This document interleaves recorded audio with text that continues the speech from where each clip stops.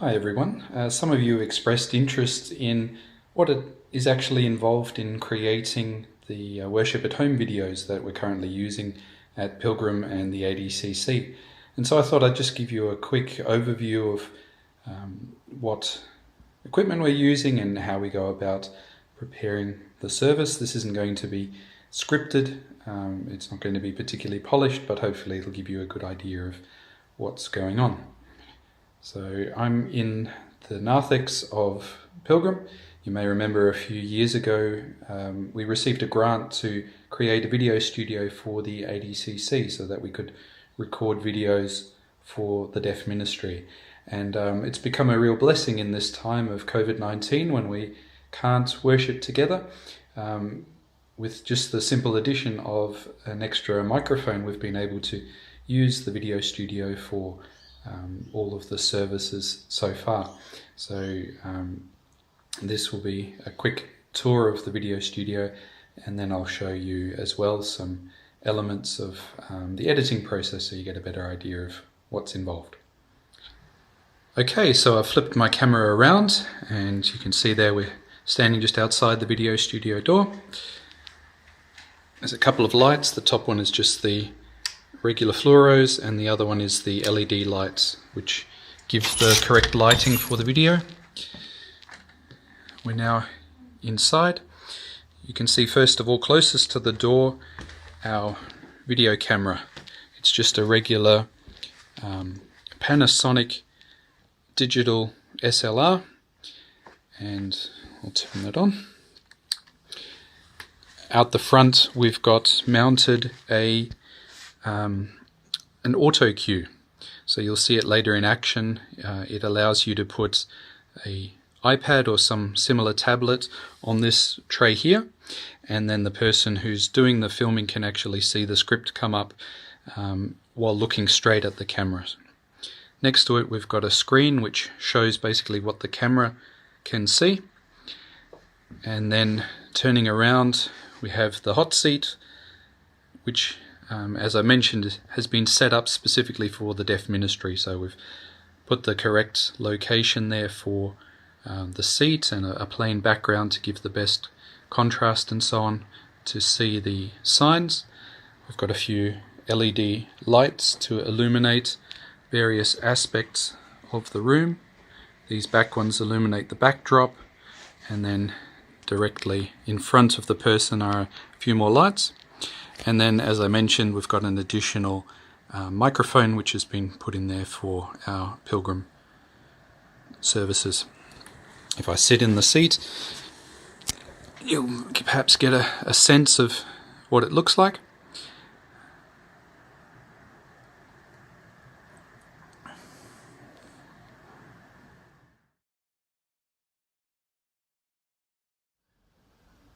Before sending the script to the AutoCue iPad, it's necessary to reformat the text to remove out anything which is not relevant, just to make it easier to scroll through the text and record the important parts of the service.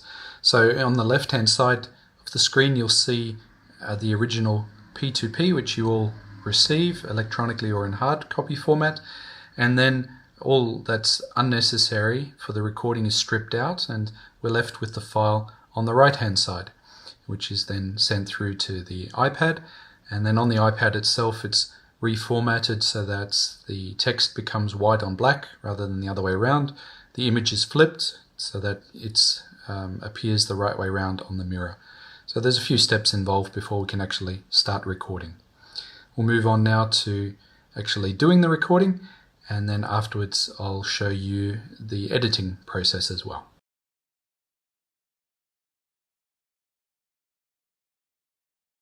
Okay, so now I'm ready to start recording the service. I've got the iPad mounted in the AutoCue, and you can see there the reflection in the mirror, which I'll be able to see from my seat. The challenge when you're filming things by yourself is how do you actually control the AutoCue? So in this case I've got a wireless keyboard which came with my iPad, and that allows me to control the AutoCue to control the words on the screen. Of course, I still need a hand to do that, so if you wonder why I never wave my left hand around while I'm preaching, that's because I'm balancing the keyboard on my knee and trying not to knock it off. Okay, I'm ready to record the service, so I'll get back to you once I'm finished. Oh, one further thing to mention is how to operate the camera when I have to be in front of it. The camera actually comes with a wireless connection which I can control via an app on my phone, so I can actually use that to focus and also start and stop recordings. It's all very high tech.